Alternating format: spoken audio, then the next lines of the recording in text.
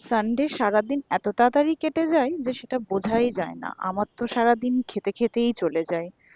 ফার্স্টেই শুরু করলাম মর্নিং এ টার্কিশ টি দিয়ে, তারপর ব্রেকফাস্টে খেলাম আলুর পরোটা, সাথে ছিল ছোলার ডাল। লাঞ্চে খুব সিম্পল মেনু ছিল, সাদা ভাত ছিল, সাথে ছিল পাতলা মুগের ডাল, তার সাথে ছিল শিম বাটা, আর ছিল ট্যাংরা মাছের ঝাল। শিম বাটা আর ট্যাংরা মাছের ঝালটা খেতে ভীষণ ভালো হয়েছিল। খেয়ে দিয়ে একটু রেস্ট নিয়ে নেওয়ার পর আমরা আবার বেরিয়ে গেলাম সিটি সেন্টার। সিটি সেন্টারে কিছু শপিং করার ছিল, ওখানে শপিং করার পর আমরা আবার চলে গেলাম খেতে চিলিজে।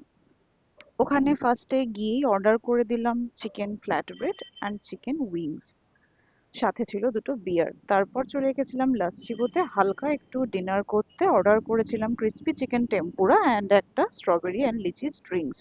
দুটোই খেতে ভীষণ টেস্টি ছিল। তোমরাও একবার ট্রাই করে দেখতে পারো।